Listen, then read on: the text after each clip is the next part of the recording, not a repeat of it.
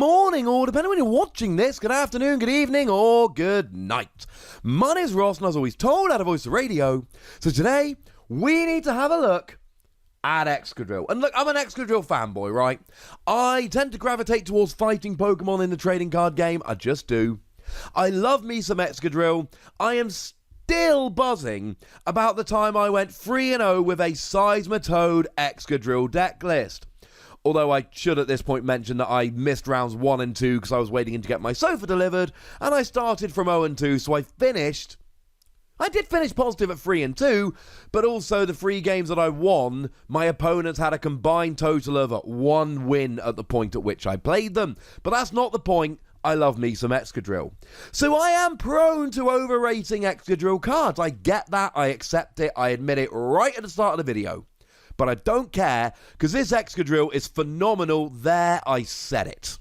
So, if we start off having a little bit of a look at the basics here, 140 HP for a Stage 1 is pretty gosh darn good. There are Stage 2s, I'm looking at you, Greninja, that don't get up to that kind of level. So that's pretty sweet. Okay, to be fair, the most recent Greninja from Detective Pikachu did actually get up to 140, but most of them don't, and it's still a Stage 2, so my point totally counts. 140 for Stage 1 is good. Weakness to Grass is honestly fine. Grass decks are not that great at the moment. There's a few of them around, but you'll be fine. And honestly, the best one at the moment is Celebi and Venusaur, and they'll get a one-hit KO on you anyway, weakness or not. But you got a retreat cost of 4.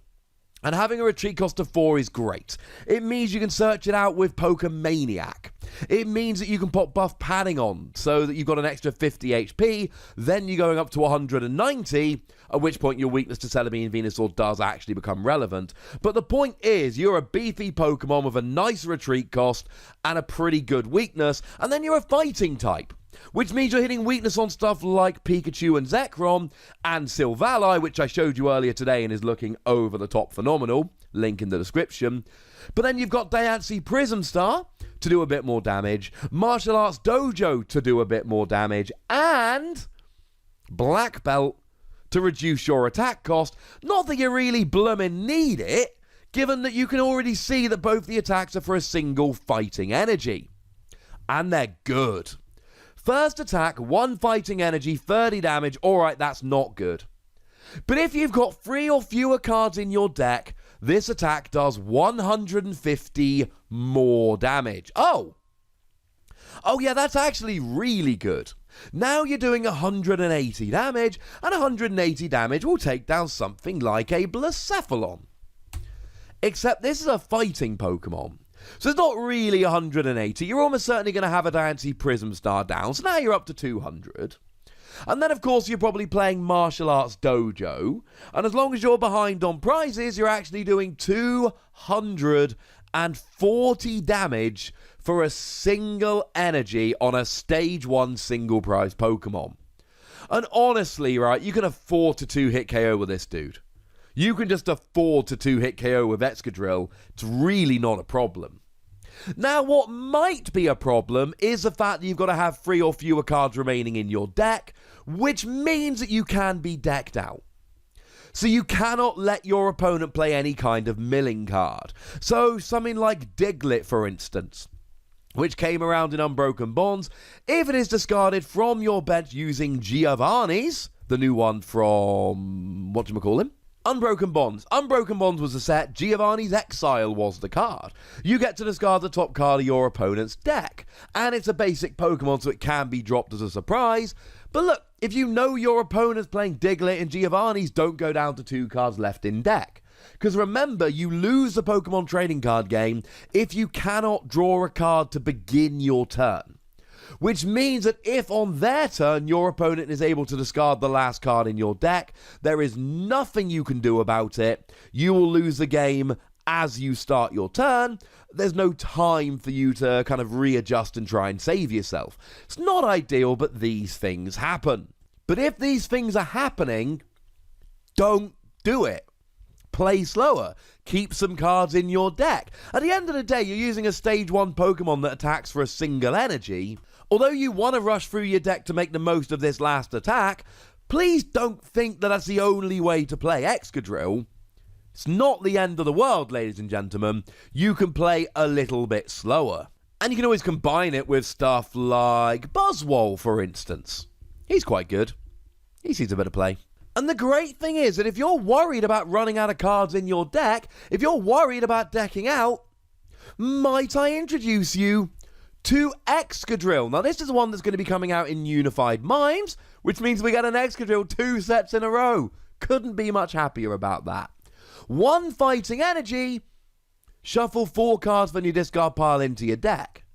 So if you're worried about decking out too fast, we've got another Excadrill, which also attacks for a single energy that's totally got your back. Although annoyingly, this Excadrill has a retreat cost of 2, which means you can't search it out with something like Pokemaniac. That's actually kind of annoying.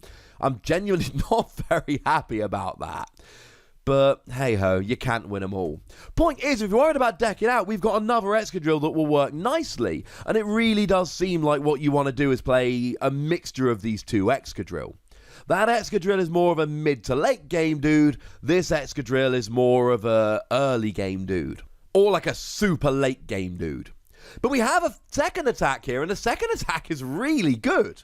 1 fighting energy, 120 damage. So you know how everybody loves Buzzwole because for 1 fighting energy it can do 120 damage? Yeah, so can Excadrill, except Excadrill doesn't have to rely on your opponent having exactly 4 prizes remaining. Now, it's not all candy and lollipops. There is a downside here.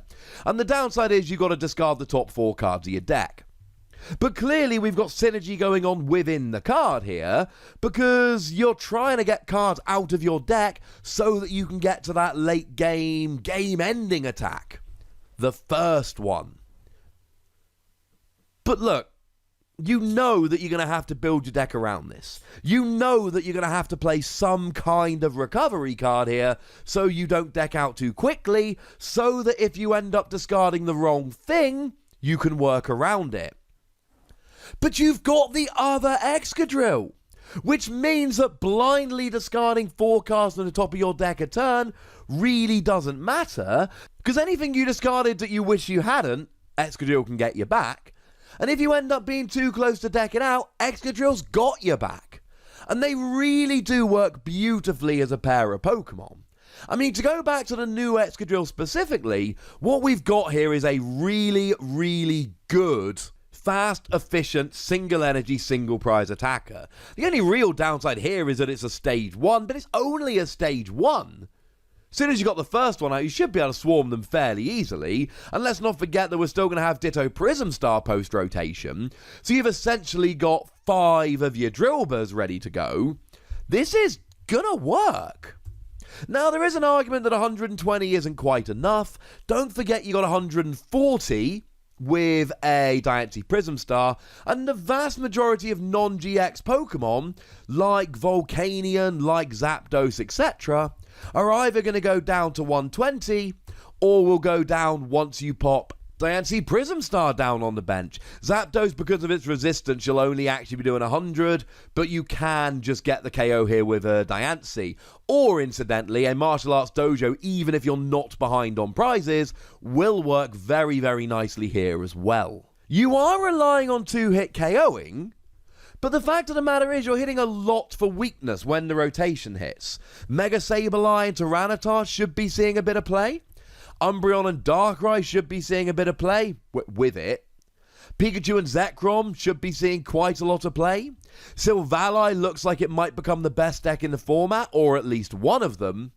So what we've got here is your 1-hit KOing non-GXs, and GXs that are weak, and there are several of them. Your 2-hit KOing GXs that aren't weak, you're never needing to attach more than 1 energy, and if you want to use Black Belt some turns, you're literally attacking for free. And you got a great combo with the other Excadrill. I think this is phenomenal. I'm giving it between 4 and 5 Wassies. We don't give half Wassies. That would be barbaric. And frankly, Excadrill gets a lot of help. The fact that there are going to be several really good Fighting Week Pokemon, the fact we're still going to have Diancie Prism Star and Martial Arts Dojo, the fact that we've got the other Excadrill, all of this makes this card better than it quote-unquote should be, but that doesn't matter. It has all of those tricks.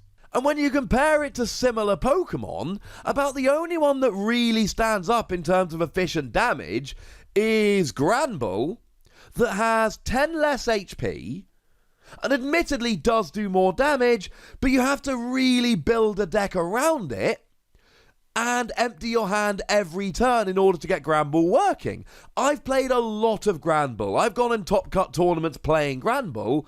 It's a really fun deck that I like very much, but when you're building Granbull, you have to constantly be thinking, can't play that, it's going to clog up my hand. Have to play this to try and empty my hand. Whereas Excadrill, the only real question is, I hope I don't discard this. I hope I don't get too close to decking out. But then you got the other Excadrill. I am in love with this. And it is possibly now at the top of my decks I want to test. This looks awesome. But I'd like to know how awesome you think it looks. So please do let me know in the comment section. Go nuts. But please do remember to be nice. And then make sure you like this video, subscribe to this channel, follow me on Twitter at TheWassy, and Twitch for some live action at twitch.tv/PTCGRadio. If you want to support the channel, get some bonus podcasts and all that, head on over to patreon.com/PTCGRadio, where you can do exactly that. And please do make sure you're checking out youtube.com/WassyPlays, where we talk about a whole bunch of games that don't even have Pokemon in. Although right now you can actually win a couple of those games, so I'd say go check it out. But by far the most important thing as always, look after yourselves till next time. Thank you very much for watching. My name's Ross, and you've been watching PTCG Radio.